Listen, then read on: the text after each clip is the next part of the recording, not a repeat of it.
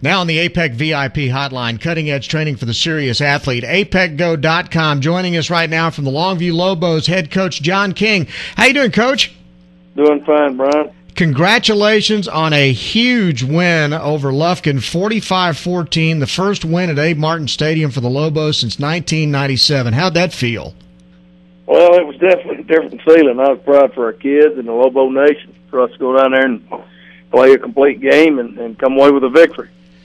We'll talk about it. I mean, first of all, I guess we got to start with Torrey White and his 232 yards and 3 touchdowns.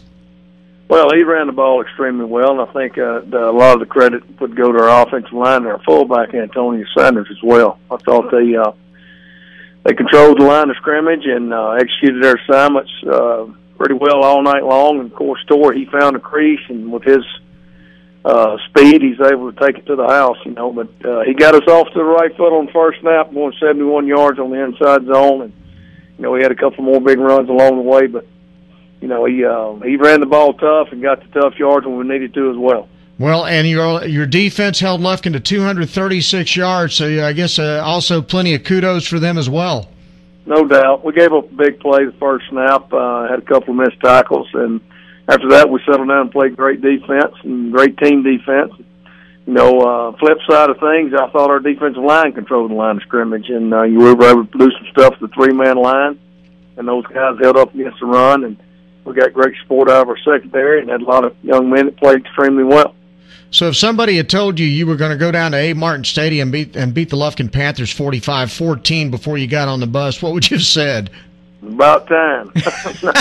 Yeah, it was, when nobody expected that. I mean, we kind of had some things go our way and things snowballed on Lufkin, and, games go that way sometimes. But they're a lot better football team than the score indicated. And, we know that, things that came easy the other night may not, be that way down the road. So it was kind of our night, and, we're just going to have to make sure that we clean up some of the mistakes we made and hopefully get ready for a good district race and an opportunity to get in the playoffs.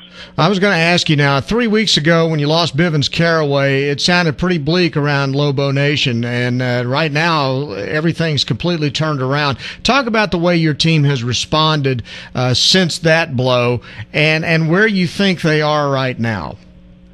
Well, we started playing better defense. Against Coppell, we gave up some big plays on missed tackles. I don't think it was anything with the scheme. It was something to do with the execution of the scheme, and our kids are playing better. They're kind of honed in on, the scheme that we're wanting them to run, and people in different positions, and, it's just they're playing a lot better, and we're doing better in the kicking game, making some plays there with punt returns and, the hidden yardage of just catching a punt, instead of letting it roll. So, and offensively, I never thought we were as bad as what we showed against Coppell. I think, a lot of it had to do with Bivens being out early and some lack of confidence and lack of, motivation. I don't know the correct word you'd use, but just, kids kind of put a lot of pressure or put a lot of stock in Bivens and what he could do for a football team, and he wasn't there.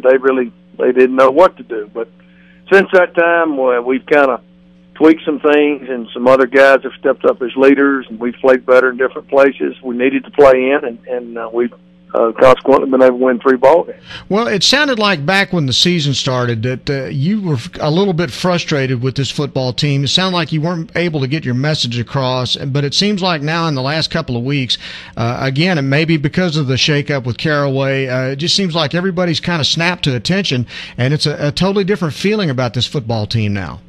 Well, we are playing better as a whole, and I don't know if you could say I was frustrated. I was just I knew we could play better. Sometimes you get that when you have a bunch of kids that have been 3 years varsity players. I mean, we've got 7 or 8 guys that's been on the varsity for 3 years, and, they just think, things are going to come to them easily, and they're not. You got to go out and earn it each and every year, each and every game, because nobody's going to give you anything in this business. And, maybe some of them weren't putting forth the effort that they needed to put forth in practice to be able to play better. And since the Coppell game, I think we've gotten better practice out of our team, and we've played better. So talk a little bit about this district opener coming up this week at Mesquite. What do you know about Mesquite? Well, they're very talented, very similar to us in terms of returning letterman. They were a 3-round playoff team last year, and they've got some young men that's been starting since they were sophomores as well. Junior Sessions, a running back, their quarterback's a 3-year starter. Got a big play receiver in the Higgins kid. Offensively, their similarity to me is to that of John Tyler. Very athletic, got a great quarterback, a big play kind of offense, and defensively they got a lot of team speed. Not big like we saw with North Little Rock or Coppell, but they love to have change-ups with their fronts and put them on the move and blitz them, just to try to compensate for lack of size and use their speed. But probably the toughest district game we'll have, and we got to open up on the road. I'd say that they're all not going to be tough because I know they are, but playing a team with as much returning experience as Mesquite has and playing them on the road, and they're 4-0 and playing well and leading the district in offense and points scored and all these things, it's going to be a tough task for a football team. And, we were fortunate enough to go over last year, jump out to an early lead, and that was because of big plays on offense and turnovers that were created on defense, and we rocked them back on their heels. They never recovered, but it'll be hard to repeat that. Well, one thing about it, it's got to be a great confidence boost to be able to go into Abe Martin Stadium, which can be one of the most hostile places to play in the state, and win a game on the road like that, going into this ball game, which is also on the road. Yeah, no doubt. I mean, being able to play the kind of teams we've had to play early on in Coppell and Lufkin on the road, and to play the way we did at Abe Martin Stadium in front of their crowd. I mean, our kids will be ready for just about anything, and the big thing we got to just guard against is having a hangover after a big win at Lufkin. We've got to put that to bed and move on, get ready for Mesquite, and that's one thing I'm going to address with our kids here in about 20 minutes. When they get here, it needs to go back to being business as usual. If we want to play for a playoff spot, it starts this week, and this is the second season.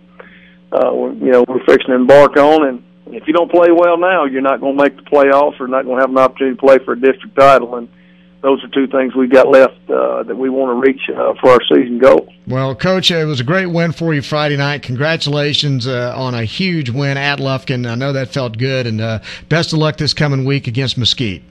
Okay, thanks, Bryan. All right, Coach. That's Coach John King from Bryan Houston Sports Radio Live on 99.3 Talk FM.